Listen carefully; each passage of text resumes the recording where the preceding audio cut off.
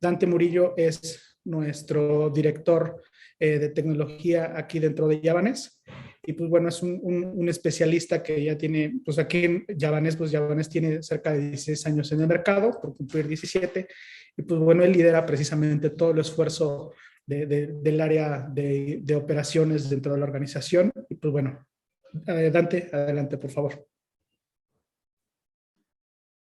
Muchas gracias, César. Pues muchas gracias a todos por este espacio.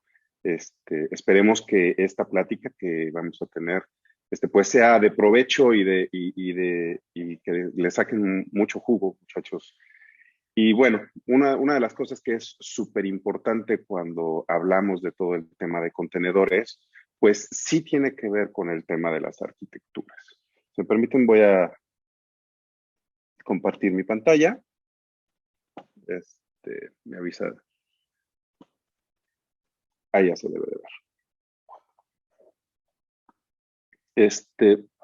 Como les comentaba, tiene que ver muchísimo con el tema de las arquitecturas. Hoy por hoy hemos tenido ya durante muchos años diferentes tipos de arquitecturas de las cuales hemos ido evolucionando.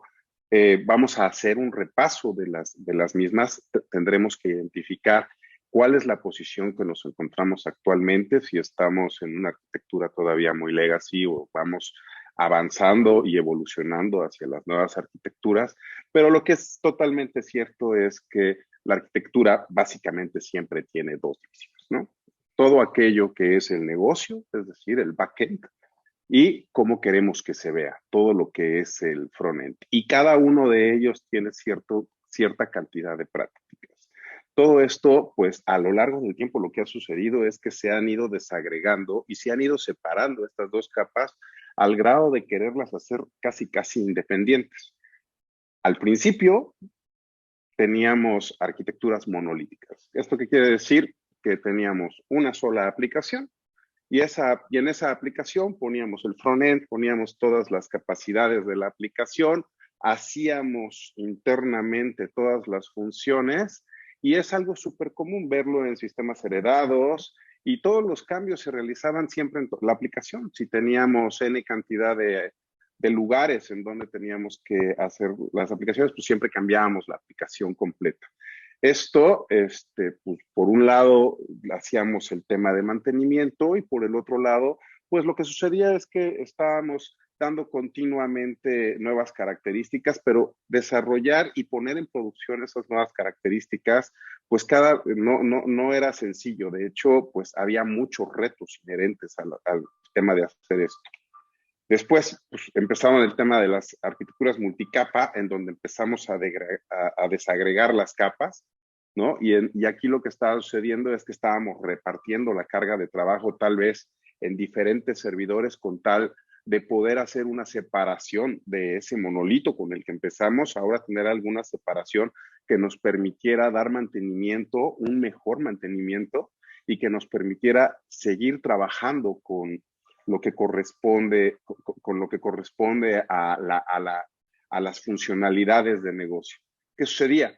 Que pues teníamos varios niveles, a veces había quien decía, pues pongo 4, 5, 6 niveles, ¿no? Y aquí de lo que se trata es pues de lo que es gestionar las funciones y toda la parte lógica de las aplicaciones. Esto al final termina siendo benéfico porque el mantenimiento es más fácil, ¿no? Por un lado, pero todavía en términos del negocio seguimos hablando de la aplicación.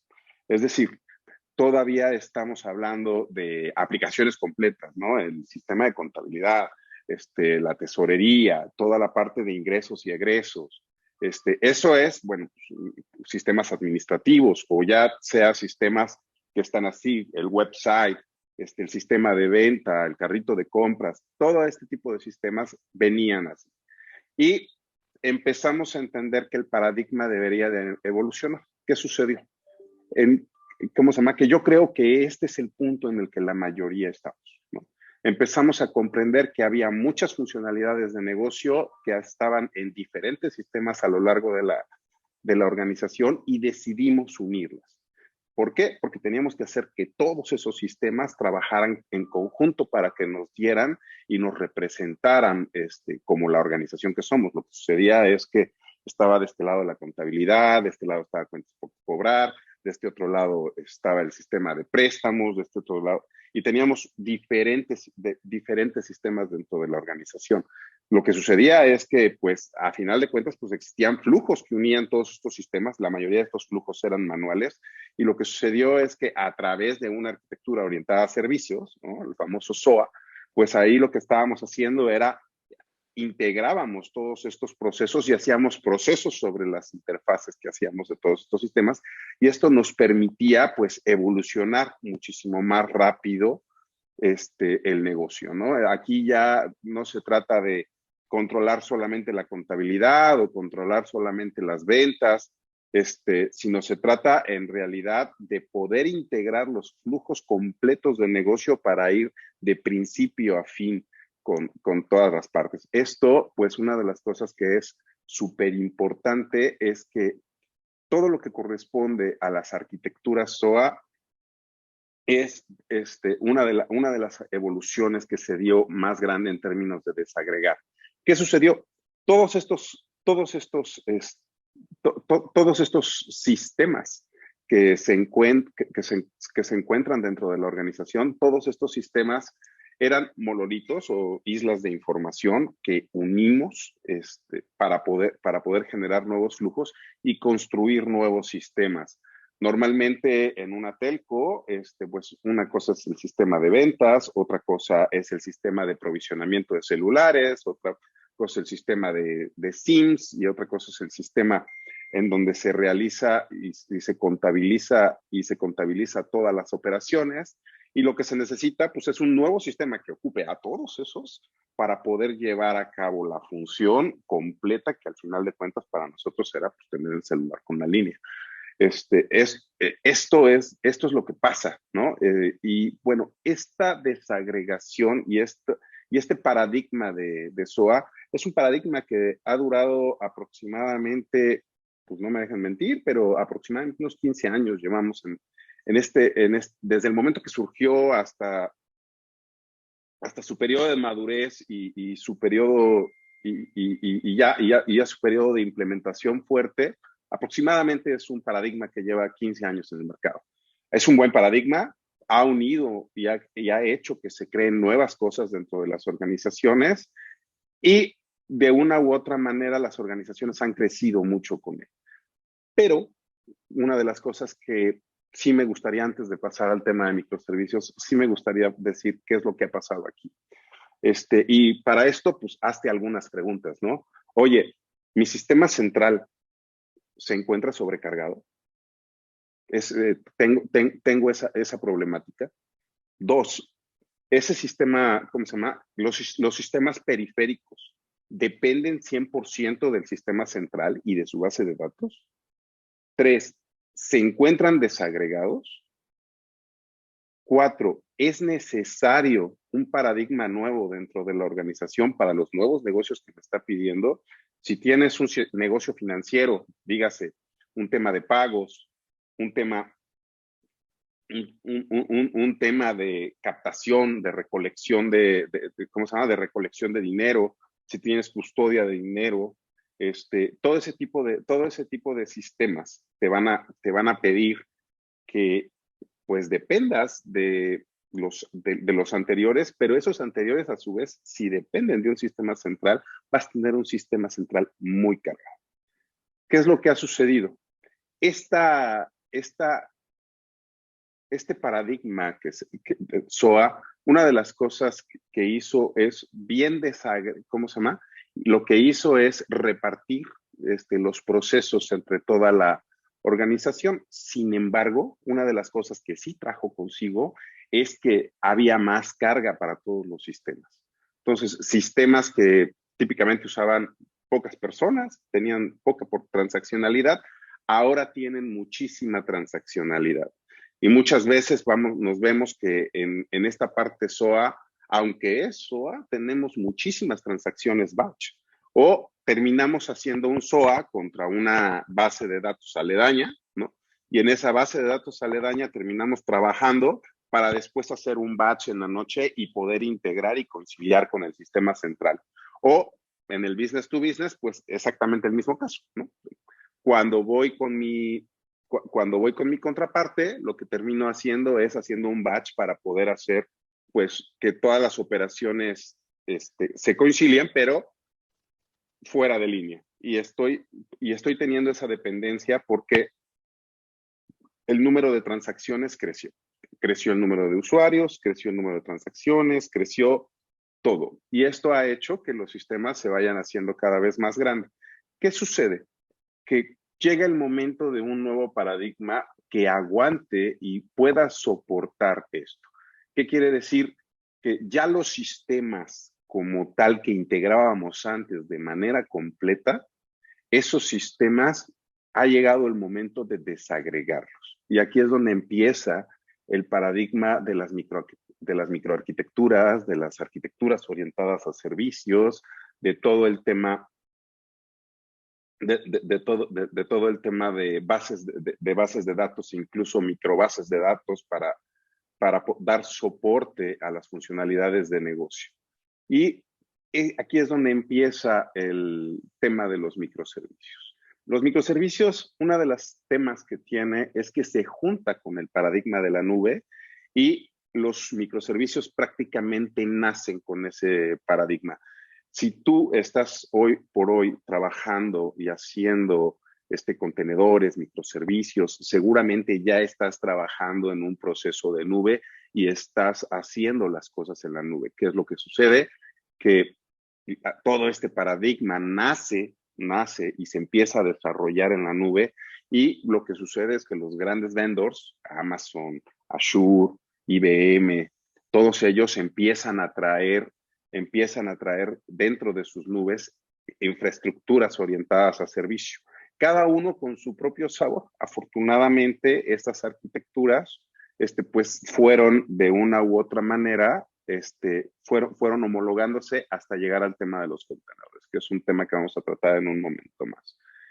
En esta parte de los microservicios se empiezan a generar una serie de iniciativas, porque al principio, cuando fueron presentados en un Java One, hace aproximadamente 6 años, pues lo que sucedía es que el tipo que los presentó era como Ciro Peraloca, pues enseñando servicios que se intercambiaban cosas entre unos y otros, y como que al principio el paradigma no se entendía bien. Sin embargo, fue madurando, y una de las cosas que sucedió es que se empezó a entender que había funciones de negocio que podían ser completamente independientes, que no necesitaban representar a un sistema completo y que podían ser autocontenidas. Entonces, eso hace que el paradigma explote. Y explota justamente porque lo que está sucediendo es que, número uno, el mantenimiento es individual. Ya no le tengo que dar mantenimiento al sistema de pagos, ¿no? Tengo que darle mantenimiento a la capa de dominio que hace los abonos los abonos del sistema de pagos. Tengo que darle mantenimiento al botón de la interfaz del usuario que hace la consulta. Empiezo a ver los sistemas como un conjunto de funciones que hacen sentido al negocio. ¿Qué quiere decir? Hoy por hoy, en la parte de hasta arriba, y primero quiero empezar por ahí, en la parte de hasta arriba, en los frontends, vamos a tener a usuarios que digan, es que mira, yo no quiero que se me caiga el sistema, yo no quiero que suceda algo con el aplicativo. Yo lo que quiero es que si en algún momento falla el el botón de consulta de saldos o el botón de favoritos, sea eso lo que esté fallando y tenga yo la oportunidad de componerlo y de estarle dando nuevas funcionalidades al usuario. Si lo que está sucediendo es que quiero agregar un nuevo botón o una nueva pantalla o una nueva funcionalidad, no tenga que darle a todo el sistema mantenimiento, solamente quiero el de esa pantalla. En el frontend, entonces surge el concepto de coreografía. Muchos de ustedes seguramente utilizan aplicaciones bancarias que son muy galardonadas, y no sé si habrán visto que cuando ustedes ven su aplicación, resulta ser que parecería que la pantalla tiene una serie de elementos que parecería que no todos provienen del mismo lugar. O sea, ves que de repente aparece una parte de la pantalla y tal vez las otras se tarden un poquito más en tardar, se tardan un poquito más en aparecer, pero lo hacen de manera independiente. ¿Esto qué quiere decir? Que en la parte de atrás, en el backend, está sucediendo algo diferente a como estábamos acostumbrados. Y ahí es donde viene el concepto de los microservicios. Cada vez que yo aquí en la parte de adelante le doy a una pantalla, le doy clic, lo que está sucediendo es que en la parte de atrás estoy invocando a muchos servicios de manera individual e independiente, y cada uno de ellos está respondiendo al llamado. ¿Qué sucede?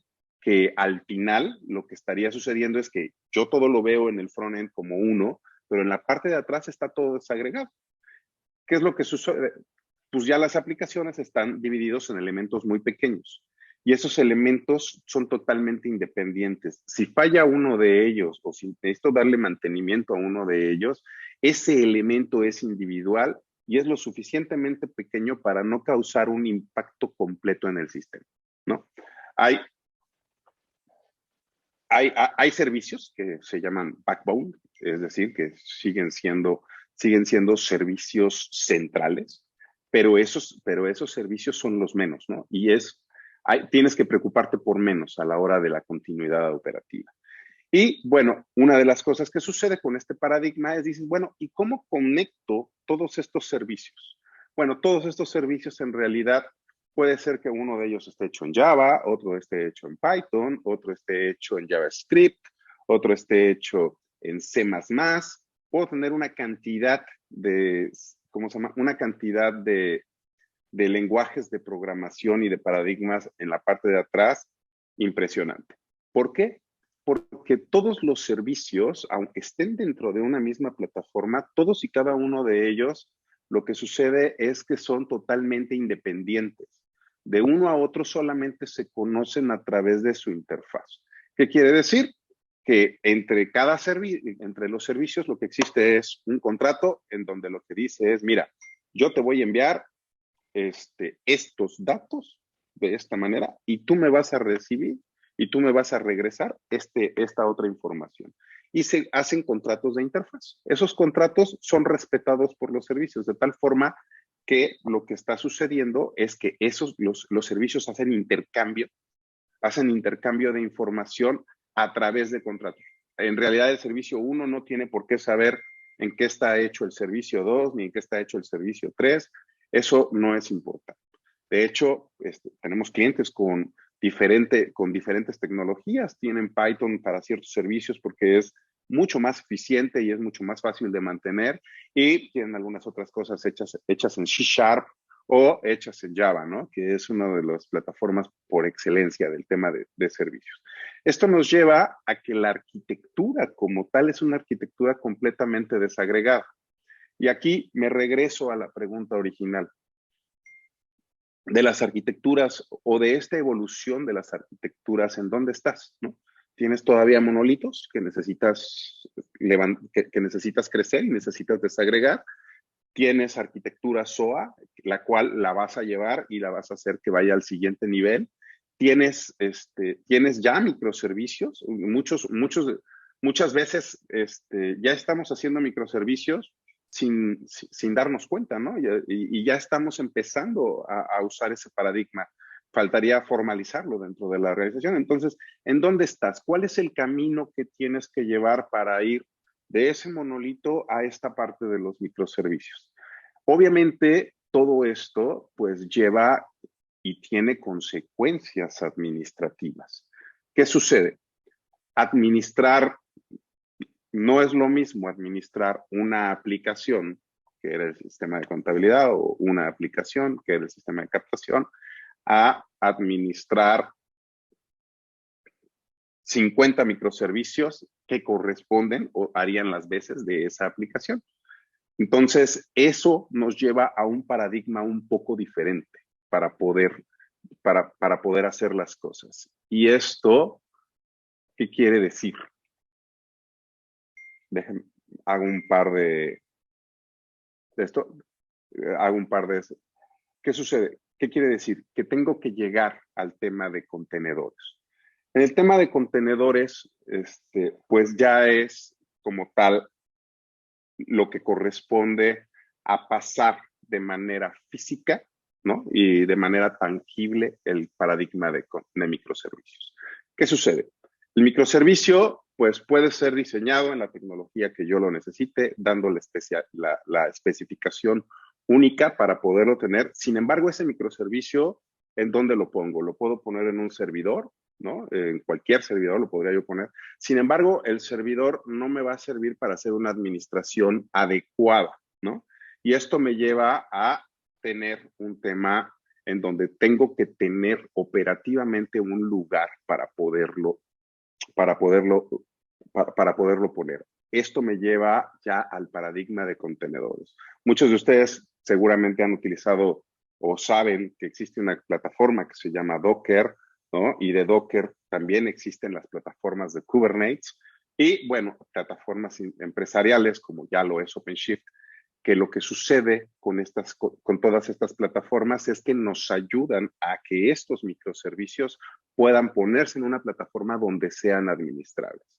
Si yo tengo microservicios, esos servicios, lo que hago es los pongo dentro de una plataforma de contenedores y aquí lo que un poquito vamos a platicar de qué es el contenedor. El contenedor en realidad es, véanlo así, es una especie de mini máquina virtual, chiquitita, ¿no? Que tiene exclusivamente lo indispensable para que el servicio corra, ¿no? Es decir, tiene una micro versión del sistema operativo, ¿no? Tiene seguramente, si necesito una máquina virtual, tendrá un pedazo de una máquina virtual, ¿no? Y, y lo que corresponde al servicio mismo.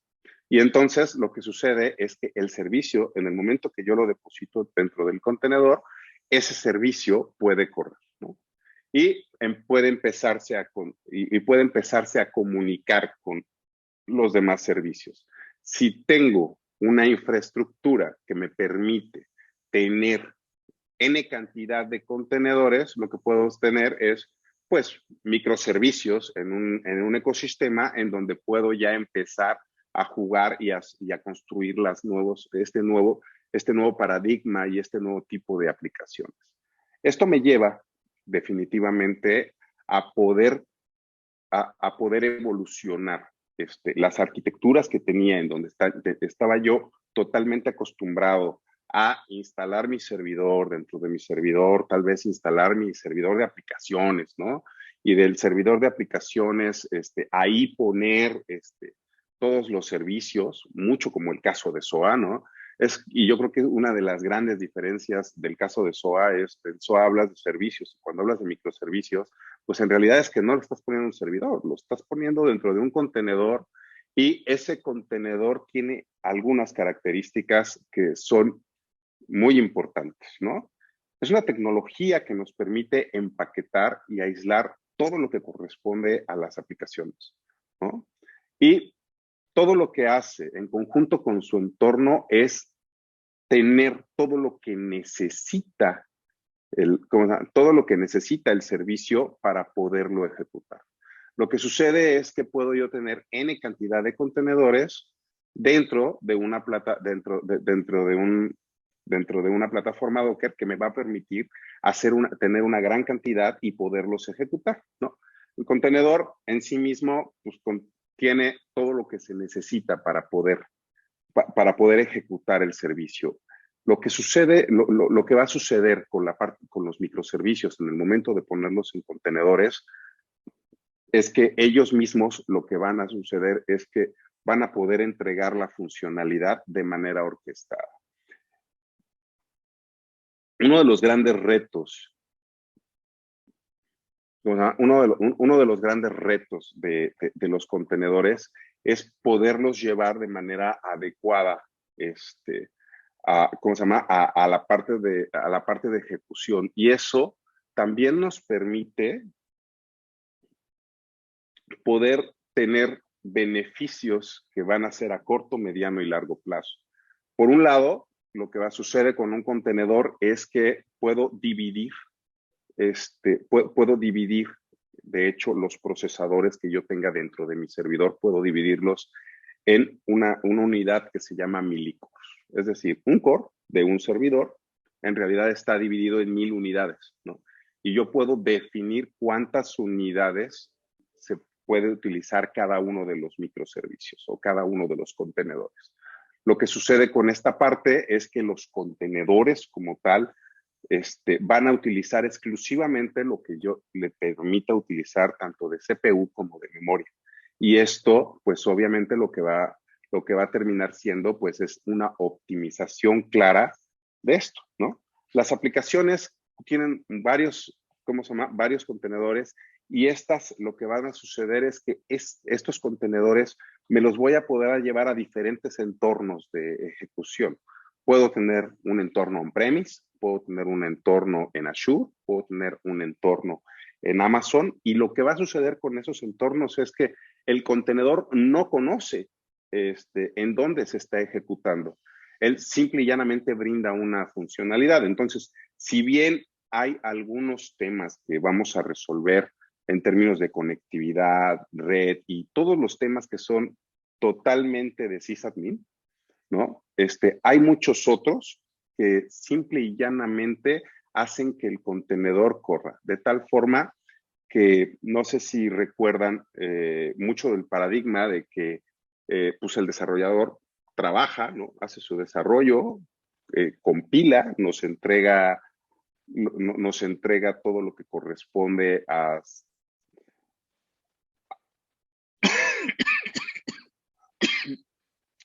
nos entrega todo lo que corresponde al binario de la aplicación y ese binario lo ponemos dentro de nuestro servidor de aplicaciones y entonces lo corremos, ¿no? Eso en el tema de contenedores en realidad ya no funciona así.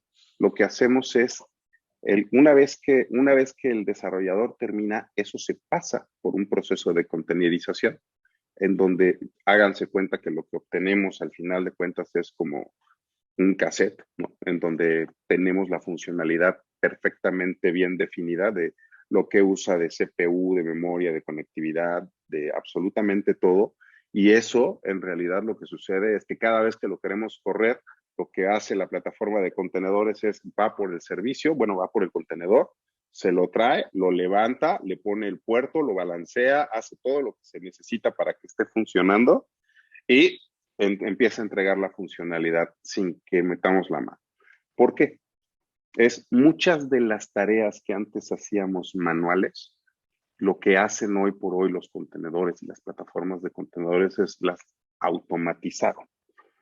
La razón es muy sencilla, no es lo mismo tener un clúster de servidor de aplicaciones que tiene 4 servidores y esos 4 servidores los tengo en clúster y los administro desde mi consola y todo ese rollo, a tener 50, 60 microservicios, ¿no? En contenedores que estén trabajando y tenga yo que administrarlos, configurarlos y a cada uno ponerle lo que necesita, ¿no? Entonces, esto ya está completamente automatizado y es uno de los grandes beneficios que tienen las plataformas, ¿no? Y ¿cómo se llama? Que tienen las plataformas. Esto aunado a que, pues, todo este paradigma nace con la nube. ¿Qué quiere decir? Que yo trabajo mi microservicio, lo pongo dentro de un contenedor y ese contenedor pues me lo puedo llevar a las nubes o me lo puedo poner on-premise y puedo seguir trabajando. De hecho, hay empresas que ya lo que hacen es pues ¿cómo se llama? El nivel de contenedores que tienen es tal que lo que hacen es subasta nube, ¿no? Es decir, hacen un cálculo de cuánto de nube van a necesitar por trimestre, ¿no? Y eso lo subastan. ¿Para qué? pues para poder hacer, ¿cómo se llama? Para poder enviar todos sus contenedores a esa nube a que se ejecuten durante el trimestre, ¿no? Y eso parecería algo muy lejano, pero en realidad cuando estás en este tema de los contenedores, no es algo tan lejano. Es algo que con las prácticas correctas y con la orientación correcta puedes hacer. ¿Qué sucede? Que la forma de construir servicios, hay una forma y una técnica muy específica para que ellos puedan funcionar. Y por el otro lado, también ¿cómo se llama? Los contenedores, con todos los beneficios y ventajas que nos ofrecen, utilizándolos adecuadamente, nos permiten tener ese tipo de beneficios, ¿no? Me gustaría platicarles un poquito más ya de lo que es la operación, ya de todo el tema de cómo operan bien ya el tema de los contenedores y la parte de los microservicios. Y esto es un poquito, imagínense lo siguiente, ¿no? Yo ya tengo una definición que fue encapsulada en un contenedor de un microservicio, ¿no? Y ese microservicio se encuentra ya en un registro, ¿no? Se llama registry, ¿no? En un registro donde está listo para ser usado, ¿no? Y de ahí lo que sucede es que yo puedo dar la instrucción de decir, bueno, quiero ejecutar este microservicio y entonces lo que hace es se toma del registro ese y lo que sucede es que ¿cómo se llama? Haces una instancia. Esa instancia se llama pod, ¿no?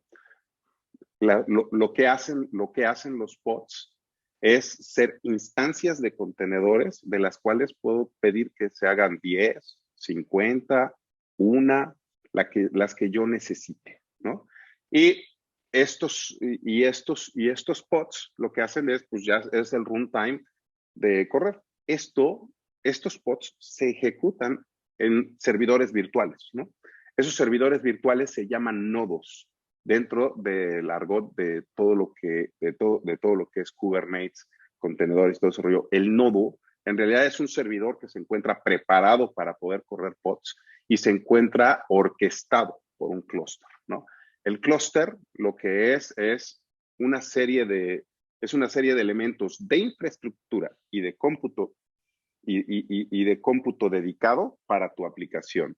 La parte de infraestructura corresponde pues, ¿cómo se llama? Al tema de almacenamiento, al control de logs, al tema de métricas, todo lo que corresponde también a monitoreo, todo lo que corresponde a, ¿cómo se llama? Al sistema de administración.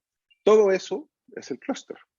Y dentro del clúster y todos estos elementos existen nodos, que es donde corren, ¿cómo se llama? Donde corren nuestros pods, ¿no? Y los pods corresponden a un contenedor. Espero que haya quedado claro cómo funcionan estos y cómo es el funcionamiento para poder decir, bueno, pues, ¿qué tipo de plataformas tenemos para todo lo que es el manejo de contenedores? Como bien les dije, pues es un tema que está en la nube. Por un lado, pues todo surge de una iniciativa que se llama Docker.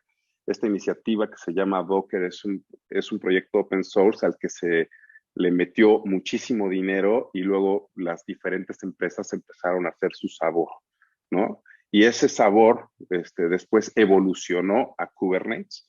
Y Kubernetes, bueno, pues terminó siendo la plataforma de contenedores por excelencia, ¿no?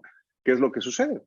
Docker por sí mismo solamente puede correr contenedores. Y ya lo que es Kubernetes es una plataforma que lo que hace es permite hacer una ejecución orquestada de contenedores, es decir, te permite administrar muchos, trae elementos de administración. En el caso de Docker hay una versión que es la comercial, que se llama Docker Swarm, que hace también lo mismo, hace toda la parte de orquestación. Del otro lado, también está la nube de Azure, ¿no? Y está la nube de Google, y está la nube de AWS, que tienen todos y cada uno su estrategia de Kubernetes, ¿no? Hay un caso muy específico, que es el caso de OpenShift. Curiosamente, es una sola plataforma de contenedores que corre en todas las nubes, ¿no?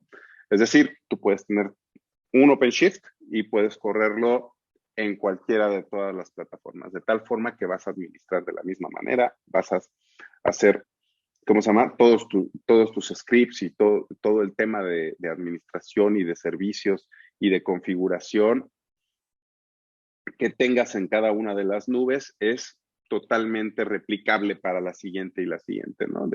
Y esto es porque la plataforma como tal lo permite. Entonces, una de las partes bonitas de hacer este tema de microservicios, contenedores, Kubernetes, pues es que puedes justamente realizar y puedes hacer, ¿cómo se llama? Y que puedes hacer cosas que corran en todas las nubes, ¿no? Sin necesidad de estarlas haciendo varias veces. Estas son, yo creo que las plataformas más conocidas que hay de todo el tema todo el tema de contenedores, ¿no? Y bueno, de aquí me gustaría saltarme al último tema, que es el de APIs, ¿no? El tema de las... Perdón, antes Adelante. que se dejó de escuchar, los demás pueden escuchar, perdón.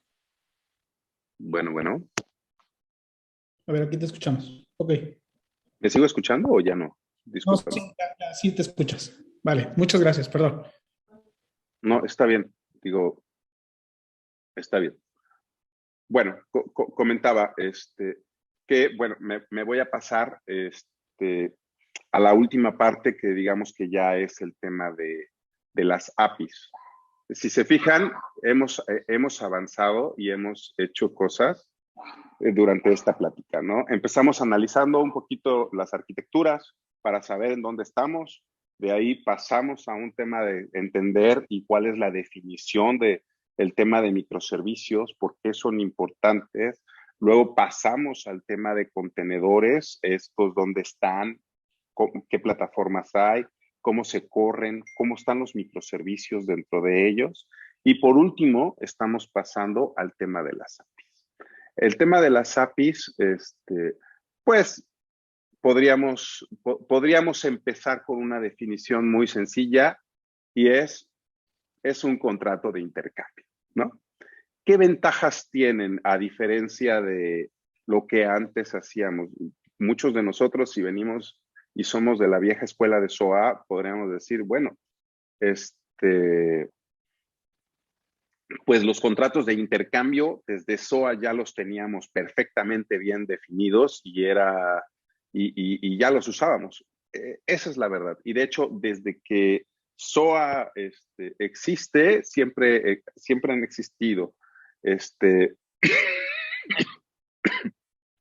el sabor de SOA, pero también ha existido el sabor de los swaggers, ¿no? ¿El Swagger qué es? Es una interfaz simplificada, ¿no? Es una interfaz en donde defines los elementos o los elementos del contrato de intercambio y ese contrato de intercambio se encuentra simplificado, de tal forma que no necesito ponerle un envelope grande a mi mensaje como para poderlo enviar. Básicamente se vuelve más bien un tema de poder tener etiquetas muy puntuales del dato y el dato mismo, ¿no? Lo cual simplifica muchísimo las cosas en términos de lo que se entrega, por un lado, y por otro lado, también es cierto que permite, pero sí por completo, poder tener un intercambio mucho más sencillo y más ligero. Es decir, en vez de enviar una especificación completa, en realidad estoy enviando algo muy reducido, que es intercambio básicamente de etiqueta dato, ¿no? Esto viene a robustecerse con un tema fuerte de, ¿cómo se llama? Con un tema fuerte de seguridad, ¿no? Y este tema de seguridad ya me permite poder hacer invocaciones de servicios de una manera que antes no se podía, ¿no? ¿Esto qué es lo que sucede? Que ya podemos empezar a intercambiar entre aplicaciones información de una manera muy sencilla, sin grandes esfuerzos, ¿no? Esa es la realidad, y con contratos simplificados, ¿no? El tema de SOA es que son contratos muchísimo más complejos. Y eso, pues, de una u otra manera, dificultaban un poco lo que es el intercambio de datos, además de que el volumen de datos por la red era muchísimo más grande, ¿no? Hoy, si bien las redes han evolucionado muchísimo, de todos modos, también el número de transacciones ha crecido. Entonces, siempre es importante poder optimizar, ¿no? Bueno, teniendo todos estos elementos ya completos, les voy a platicar que en realidad lo que hoy en día ya está sucediendo es que si, por ejemplo, si eres una aseguradora o si eres una empresa que se dedica al negocio financiero, lo que vas a encontrar es que ya en el tema de las APIs, lo que está sucediendo y la tendencia es irse a estándares, pero ya son estándares de industria. Es decir, ya hay una definición inicial del negocio, y de esa definición inicial del negocio lo que está sucediendo es que sobre de esa definición se están empezando a generar nuevas cosas. Por ejemplo, en el caso de finanzas, yo creo que muchos de nosotros hemos oído hablar del tema que se llama Open Banking, ¿no? Que indica muchísimo cómo es el tema del banco y cómo es el tema de cómo intercambia información. Open Banking tiene ¿cómo se llama? Tiene una superestructura y se encuentra perfectamente definido, ¿no? Hay otro paradigma igual, ¿no? Pero en realidad es un poco más interno, se llama BIAN, ¿no? Ese paradigma lo que hace es la definición también de una institución financiera, pero lo hace desde dentro. Es decir, cómo está constituido por dentro un banco, ¿no? Y cómo deberían de ser esas interfaces, pero ya a nivel de estándar de industria. Esto lo estamos viendo no solamente en Open Banking, lo estamos también viendo en Open Insurance, y también está saliendo para retail y está saliendo para varias industrias. Lo que está sucediendo con las APIs es que, potenciadas con todo el tema de microservicios, con contenedores, lo que está sucediendo es que están surgiendo por todas partes. ¿Por qué? Porque todo el mundo quiere intercambiar información, todo el mundo quiere brindarle a los clientes el tema de funcionalidades para que haya nuevos temas de negocio. Muchas veces hay APIs tanto internas como externas, y creo que son casos de uso bien particulares, ¿no? Las APIs internas, típicamente lo que tenemos es un gobierno en donde en las APIs internas tenemos una serie de funcionalidades que ofrecemos de manera interna como un catálogo, ¿no? Y ese catálogo de funcionalidades, en el momento que se los brindamos a los sistemas cliente, lo que sucede es que ese intercambio lo hacemos de manera interna y de manera controlada, ¿no? Las infraestructuras que hoy por hoy nos permiten hacer todo este tipo de intercambios típicamente ya viene incluido, ya viene incluido una cosa que se llama Developer Portal, que es ya la funcionalidad como tal de documentación de las APIs con la seguridad correspondiente e incluso con la forma de hacer pruebas y tener foros de discusión y todo este tema internamente. ¿Qué quiere decir? Que yo cada vez, si yo necesito desarrollar un nuevo sistema que me está pidiendo la organización, voy a las APIs internas de la organización, le doy, ¿cómo se llama? Me meto al Developer Portal, pido acceso a ciertas APIs, y lo que sucede, y lo que sucede allá adentro es que puedo yo hacer todo mi desarrollo utilizando ese Developer Portal, y después puedo pedir autorización para que me dé la llave y me haga el switch a producción, ¿no? y pueda yo hacer, eso. Eso lo puedo hacer de manera interna, pero también lo puedo hacer de manera externa, ¿no? Hay ejemplos muy tangibles, por ejemplo, el ejemplo de Santander en España. El ejemplo de Santander en España es desde el portal de Santander, pues también puedes ver tu saldo de la Caixa y puedes ver tu saldo de HSBC y puedes ver tu saldo de BBVA, ¿no? Y así, ¿qué está sucediendo? Estos APIs están empezando a entregarse de manera indiscriminada con la seguridad correspondiente, con el hecho de poder intercambiar información, ¿no? Hay un caso de alguien que se dedicó a hacer captación, ¿no? De recursos para poder poner agua, ¿no? Cosas, tinacos de agua como tal, ¿no? Y para poder hacer eso, pues hizo su aplicación, ¿no? Para poder tener eso. Y lo que sucedió es que pues la gente iba, donaba, hacía todo eso, pero tenía que hacerlo para poderlo poner dentro de una cuenta bancaria. Usted sabe que la ley mexicana pues no te permite hacer captación, pero un banco sí. Entonces, si yo tengo el API correcto, puedo pedirle al banco ya, y el banco, pues, es más feliz, porque en realidad él no se va a dedicar al negocio de hacer captación para hacer tinacos de agua, ¿no?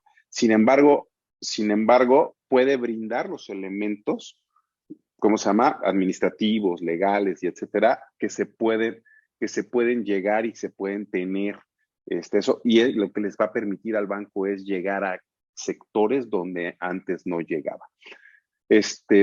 Bueno, pues esto es un poquito la plática que teníamos el día de hoy para ustedes.